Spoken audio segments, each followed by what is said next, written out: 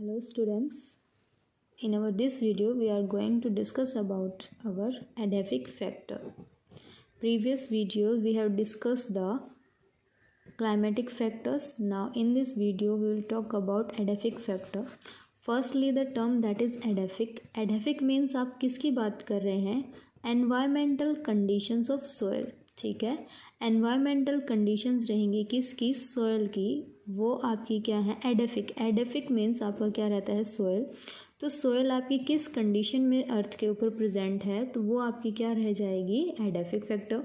अब अगर आपको सोयल के कंडीशंस के बारे में जानना है, उनके फैक्टर्स के बारे में बात करनी है तो हम सोयल के कंप्लीट डिटेल देखते हैं. लाइक हम सोयल के स्ट्रक्चर के बारे में बात करेंगे, कंपोजिशन के बारे में बात करेंगे एंड हम बात करते हैं वहाँ पर जो सोयल है उसकी फिजियोकेमिकल एज वेल एज उसके बायोकेमिकल जो प्रॉपर्टीज़ रहेंगी, जो बायोलॉजिकल उनकी एक्टिविटीज़ हैं या प्रॉपर्टीज़ हैं, उन सब की हम बात करते हैं. तो एडेफिक फैक्टर के अंदर आपके वो सभी फैक्टर्स आ जाते हैं जो सोयल से रिलेट करते हैं. सोयल की structure, composition, physiological activity as well as their biological characteristics. ठीक है, तो वो सभी आपके क्या हो जाएंगे? Edaphic factors. अब जब एडेफिक फैक्टर की बात आ गई तो आपको ये भी पता होना चाहिए व्हाट इज़ सोयल. तो अर्थ के जो अपर मोस्ट लेयर है क्रस्ट की, ठीक है, upper most layer of earth crust that is soil. ठीक है, अर्थ की जो अपर मोस्ट लेयर रहेगी वो क्या है? आपकी सोयल है. अब साथ ही साथ यहाँ इस अर्थ की जो हमने ये तो बोल दिया कि अपर मोस्ट लेयर है, तो अपर मोस्ट लेयर के अंदर सिर्फ और सिर्फ आप ये नहीं कहेंगे कि सोयल प्रेजेंट है. इस सोयल के साथ आपके क्या क्या प्रेजेंट रहेंगे? ह्यूमस प्रेजेंट रहेगा. वहीं साथ साथ dead as well as your decomposed remains भी आपको यहाँ पर मिलेंगे. ठीक है, तो यहाँ पर आपको डिकम्पोज्ड मटेरियल भी मिलेगा, वहीं आपको डेड मटेरियल भी मिलेगा और आपको ह्यूमस भी मिलेगा सोयल के साथ. तो ये सभी आपके क्या बनाते हैं? अर्थ क्रस्ट की अपर मोस्ट लेयर, और अपर मोस्ट लेयर आपकी क्या हो जाएगी? सोयल हो जाएगी. ठीक है, दूसरी अगर आप बात करते हैं तो यहाँ पर आपको क्या मिलते हैं? Micro as well as macro, कुछ फ्लावर भी मिलेंगे और कुछ एनिमल्स भी मिलेंगे. फोना एज वेल एज फ्लोरा आपको ये सब यहाँ देखने को मिलते हैं. ठीक है, नेक्स्ट की अगर आप बात करें तो जो सोयल है वो आपका एक कॉम्प्लेक्स और डायनेमिक सिस्टम होता है जो बहुत सारे कंपोनेंट्स के इंट्रैक्शन के बाद बनता है. ठीक है, तो सोयल आपका क्या हो गया? Complex as well as dynamic. Dynamic means क्या हो गया? जो अपनी प्रॉपर्टी को चेंज करते हैं, जो कभी फिक्स नहीं रहते. तो सोयल की जो कंपोजिशन है, जो स्ट्रक्चर है, वो चेंज करती है, डायनामिसिटी शो करती है. कैसे शो कर रही है डायनामिसिटी? जब इसके साथ एनवायरनमेंट के डिफरेंट फैक्टर्स कनेक्ट होते हैं और उनके बीच में जब सोयल के साथ इंटरेक्शन होगा तो ऑटोमेटिकली ही जो सोयल है उसकी कंपोजिशन और उसकी जो नेचर है उसमें क्या हो जाएगा? चेंज मिल जाएगा आपको. ठीक है, फिर अब जो आपकी प्लस सोयल है, हम बात कर रहे हैं बॉटनी के केस में, तो बॉटनी में आप क्या कर रहे हैं? प्लांट की. तो अब बात आती है कि जो जो सोयल है वो प्लांट को कैसे इन्फ्लुएंस करती है. तो सोयल जो है उसी के ऊपर प्लांट का एनकोरेज डिपेंड करता है. एनकोरेज मीन्स क्या हो गया? कि बाइंडिंग. ठीक है, जो सोयल के साथ रूट्स हैं आपके प्लांट के वो बाइंड करके रखते हैं. वहीं आपको वाटर एंड मिनरल्स का ट्रांसपोर्ट भी करना है तो वो आप कहाँ से करेंगे? सोयल से लेकर ही करेंगे. दूसरी चीज़ अगर आप यहाँ बात करते हैं कि यहाँ जो आपकी प्लांट की नंबर ऑफ़ एक्टिविटीज़ जो हैं, जितनी भी एक्टिविटीज़ हैं जो प्लांट को परफॉर्म करनी है वो किसके ऊपर डिपेंड कर रही हैं? यहाँ पर सोयल के ऊपर डिपेंड कर रही हैं. कुछ आपकी एक्टिविटीज़ ऐसी हैं जो डायरेक्टली इफ़ेक्ट कर रही हैं, कुछ आपकी कैसी हैं? इनडायरेक्टली इफ़ेक्ट कर रही हैं. जस्ट फॉर एग्जांपल आप कह सकते हैं सीड जर्मिनेशन, है ना. सीड जर्मिनेशन कहाँ पर होगा? जब सोयल आपको मिलेगी. ठीक है, दूसरी चीज़ आप बताते हैं size and erection of plant. अब जो प्लांट का साइज़ है एज वेल एज उसकी इरेक्टनेस. इरेक्टनेस का मतलब क्या हो गया? कि वो कितना स्ट्रेट खड़ा हो पाएगा. तो साइज़ भी आपका, अगर उनकी जो रूट्स हैं प्लांट की वो अच्छे से सोयल के अंदर डीपली पेनिट्रेट हो रखी हैं, एंकर हो रखी हैं, तो जो प्लांट का साइज़ है वो काफ़ी लॉन्ग जा सकता है. वहीं जो प्लांट है आपका अच्छे से स्ट्रेट कंडीशन में भी तभी खड़ा होगा जब उनकी रूट अच्छे से सोयल के अंदर एंकर करके रहेंगी. तो इरेक्टनेस भी डिपेंड करती है. स्ट्रेंथ जो है प्लांट की वो भी डिपेंड हो जाएगी. Vegetation as well as reproductive जो ऑर्गन्स रहेंगे प्लांट के, वो भी सॉइल के ऊपर डिपेंड करते हैं, उनका जो मैच्योरेशन रहता है वो डिपेंड हो जाता है। ड्रोट हो गया, फ्रोस्ट है, पैरासाइट है, उन सब की ससेप्टिबिलिटी सॉइल के ऊपर डिपेंडेंट हो जाती है। सॉइल जो है ड्रोट कंडीशन में, अगर आपकी सॉइल थोड़ी मॉइस्ट रहेगी तो ड्रोट कंडीशन अराइज ही नहीं होगी। दूसरी चीज़ की अगर आप बात कर रहे हैं तो जो फ्रोस्ट है मतलब जो फ्रोजन कंडीशंस मीन सॉइल की लेयर बन जाती है अर्थ के ऊपर, तो अगर आपकी सॉइल जो है वो अच्छी थोड़ी हॉट रहेगी तो फ्रोजन जमेगा ही नहीं। वहीं यहाँ पर बहुत सारी चीज़ें रहती हैं, ड्रोट हो गया, फ्रोस्ट हो गया, पैरासाइट है, उन सब से प्रोटेक्शन का काम करती है आपकी कौन सी लेयर? Soil layer. ठीक है, सॉइल जो है वो आपके इन सब से प्रोटेक्ट करती है कि कोई पैरासाइट अगर प्लांट के रूट्स तक जाना चाहे तो उसे पहले किसको पास ऑन करना पड़ेगा? यहाँ पर सॉइल को पास ऑन करना पड़ेगा। ठीक है, दूसरी चीज़ आप यहाँ पर फ्लावर है, फ्लावर के नंबर हो गए, फ्रूट्स है, सीड्स है, पर प्लांट कितने होंगे वो सब डिपेंड करते हैं सॉइल के ऊपर। ठीक है, अब नेक्स्ट हम बात करते हैं यहाँ पर कि जो सॉइल है जिसका हम अभी बात डिस्कशन कर रहे हैं उसकी फॉर्मेशन कैसे होती है। ठीक है, सॉइल फॉर्मेशन की हम बात कर रहे हैं। तो जब सॉइल फॉर्मेशन की बात आती है तो यहाँ पर आपके ऑटोमेटिकली अगर आपको प्रीवियस ध्यान हो कुछ चीज़ें, तो रॉक्स से जो है आपकी किसकी फॉर्मेशन होती है? सॉइल की फॉर्मेशन होती है। रॉक्स की वेदरिंग होती है, उनको छोटे छोटे पार्ट्स में ब्रेक डाउन किया जाता है, फिर फाइनली वही फाइनेस्ट फॉर्म बना के किसकी फॉर्मेशन करते हैं? सॉइल की फॉर्मेशन करते हैं। ठीक है, तो अर्थ क्रस्ट के अंदर सबसे जो पेरेंट रॉक है या पेरेंट मटेरियल है वो क्या रहते हैं? रॉक रहेंगे। उन रॉक के ब्रेक डाउन के बाद आपकी किसकी फॉर्मेशन होती है? सॉइल की फॉर्मेशन होती है। तो इसका जो प्रोसेस है या फिनोमेना की बात करें वो बहुत ही स्लो रहेगा, क्योंकि नेचुरली ये चलता है तो स्लो प्रोसेस रहेगा, बहुत ज़्यादा टाइम टेकिंग कर रहेगा। ठीक है, मैक्सिमम टाइम टेकिंग आपका ये प्रोसेस रहेगा। तो अब हम यहाँ पर इसके फॉर्मेशन की बात करते हैं। There are 2 steps. ठीक है, first one is your pedogenesis second है, first one is your weathering and second one is your pedogenesis. ठीक है, we are studying the soil formation formula या प्रोसेस। ठीक है, सॉइल फॉर्मेशन के आपके 2 स्टेप हो जाएंगे, प्रोसेस के 2 स्टेप रहेंगे। First one is your weathering, second one is your pedogenesis. One more thing, that study of soil is known as पैडोलॉजी।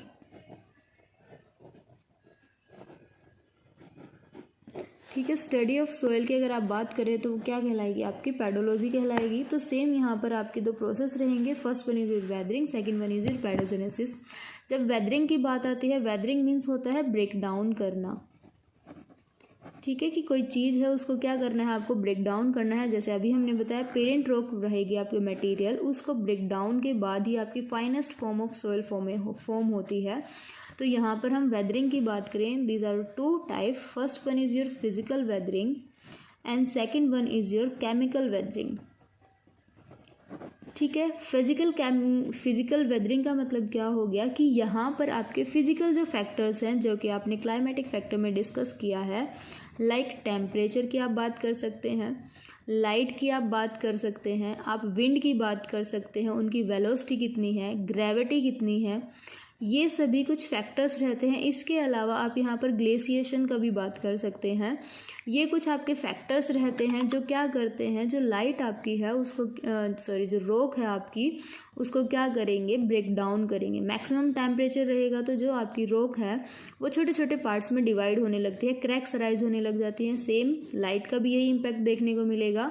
अगर यूवी रेज जो है जो कि नीचे अर्थ तक नहीं पहुँच पाती बट बाई चांस आपकी ज़्यादा आ जाएंगी तो जो रॉक्स हैं उनको ब्रेक डाउन में हेल्प करेंगी, as well as red light, far red light, वो जो रॉक है उसको ब्रेक डाउन करने में हेल्प करेंगी। विंड जो है वो भी यही एक काम करेगी।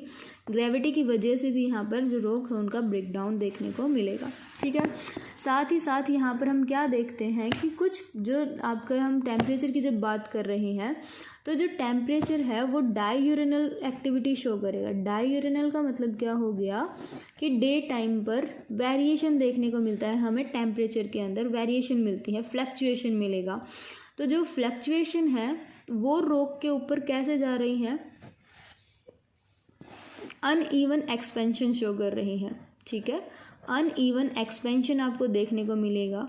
अब अनइवन एक्सपेंशन अगर हो रहा है रॉक के ऊपर डाययूरेनल एक्टिविटी की वजह से, मतलब डे टाइम की एक्टिविटीज़ की वजह से रॉक के ऊपर अनइवन एक्सपेंशन हुआ किसका, टेम्परेचर का, तो वो क्या करेगा, रॉक को ब्रेक डाउन करने का काम करेगा, ठीक है। फिर अब जब आपके टेम्परेचर का अनइवन एक्सपोजर है तो उस वजह से मान लीजिए ये आपकी सोइल थी, सॉरी रॉक था, इस रॉक के ऊपर क्या अराइज हो जाएंगे, क्रैक्स अराइज हो जाएंगे। इस तरीके से यहाँ क्रैक्स अराइज होने लगेंगे।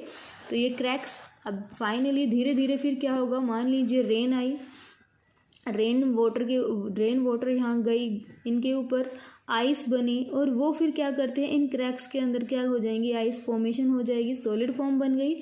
अब ये आइस क्या करेगी, यहाँ से फिर से फर्दर इन क्रैक्स को और छोटे छोटे पीस में ब्रेक डाउन करने लग जाएगी, ठीक है।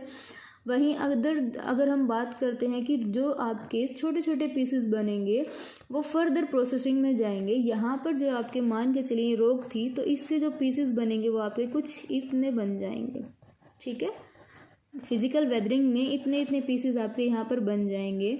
अब यहाँ पर जो विंड है वो क्या करती है, वाटर स्ट्रीम के साथ और ग्लेशियर्स के साथ इनको क्या करवाती है, रब करवाएगी।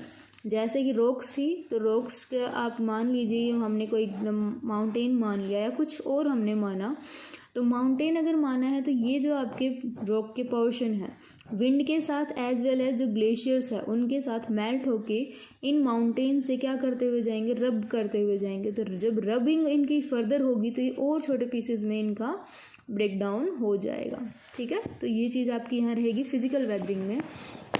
वहीं जो आपकी नेक्स्ट वेदरिंग आती है दैट इज़ केमिकल वेदरिंग। जब आप केमिकल वेदरिंग की बात कर रहे हैं तो यहाँ पर आपका क्या होगा कि यहाँ बहुत सारे केमिकल्स एक्ट करेंगे, केमिकल रिएक्शंस होंगी, जैसे कि जो वाटर है आपका, ठीक है, वाटर हो गया, ऑक्सीजन है, कार्बोनिक एसिड है आपके, कार्बोनिक एसिड लाइक आपका carbonic acid HCO3, water and oxygen, ये आपके एटमॉस्फेयर के अंदर प्रेजेंट है। अब ये सभी यहाँ पर डिफरेंट रिएक्शंस करते हैं, जैसे कि रिडक्शन रिएक्शन हो गया, ऑक्सीडेशन रिएक्शन हो गया, साथ ही साथ यहाँ पर आपको दूसरे हाइड्रोलाइसिस प्रोसेस हो गए, हाइड्रोलाइसिस रिएक्शन हो गई, ये सभी आपको यहाँ देखने को मिलेंगे। अब इन सब की वजह से जो रॉक्स थी आपकी जो छोटे पीसेस में आई थी वो इन सब के साथ रिएक्शन करेगी।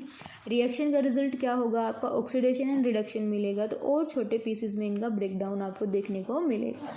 लास्ट वन आपका क्या हो जाता है यहाँ पर, पैडोजेनेसिस। जब पैडोजेनेसिस की बात हमने की तो मतलब अभी तक आपने फिजिकल एंड केमिकल वेदरिंग की बात की, अब आपका जो वेदरिंग आएगी वो क्या आ जाएगी, बायोलॉजिकल। बायोलॉजिकल का मतलब क्या हो गया कि आप लिविंग थिंग की बात कर रहे हैं। यहाँ पर लिविंग जैसे कि आप लाइकन का एग्जांपल ले सकते हैं। रॉक्स के ऊपर जो छोटे छोटे पीसेस अराइज हुए थे उनके ऊपर एल्गी लाइकेंस जो है वो अराइज होने लगेंगे। अब ये लाइकन जो है ये क्या करते हैं, एसिड रिलीज करते हैं, और एसिड जो है उन सॉइल पार्टिकल्स को, जो आपके रॉक पार्टिकल्स हैं, उनको और ज़्यादा क्या कर देगा, ब्रेक डाउन करने लगेंगे, ठीक है। तो यहाँ पर हम मान के चलते हैं कि जैसे कि आपके छोटे छोटे माइक्रो ऑर्गेनिजम्स हैं, लाइक फंजाई हो गया, एल्गी है, बैक्टीरिया है, माइक्रोफोना है, ये सभी यहाँ पर क्या करते हैं, वेदरिंग मैटर है, जो यहाँ पर क्या करेंगे, प्रेजेंट रहेंगे उस सरफेस के ऊपर। जैसे थोड़ी बहुत उनके पास ये सॉइल पार्टिकल्स आपके पहुंचते हैं, सॉइल इन द सेंस आप स्मॉल पीसेस ऑफ रॉक की बात कर रहे हो, वो पहुंचेंगे तो लाइकेन हो गया, बैक्टीरिया है, फंजाई, एल्गी, ये सभी क्या करते हैं, उनको फर्दर और स्मॉलेस्ट पोर्शन में डिवाइड कर देते हैं, ठीक है। एंजाइम्स जो है वो कार्बन डाइऑक्साइड को मिनरल मैटर के अंदर इन्वॉल्व करेंगे और उनकी फर्दर उन क्या कर देंगे, डिकम्पोज करते हैं। और साथ ही साथ आप यहाँ पर क्या बता रहे हैं कि जो आपकी माइक्रोबियल एक्टिविटी है उसकी वजह से, जैसे कुछ आपके डेड रिमेन्स सॉइल के अंदर प्रेजेंट हैं, तो माइक्रोबियल एक्टिविटी की वजह से वो डिकम्पोज हो जाएंगे, कंपोजिशन और ज़्यादा वहाँ पर क्या होने लगेगा, आपका सॉइल का इंक्रीज होने लगता है। इस तरीके से रॉक्स से जो आपके फाइनेस्ट फॉर्म अराइज हुई उसकी थिकनेस इंक्रीज होती हुई जाएगी इन डेड ऑर्गेनिजम्स की वजह से, ठीक है।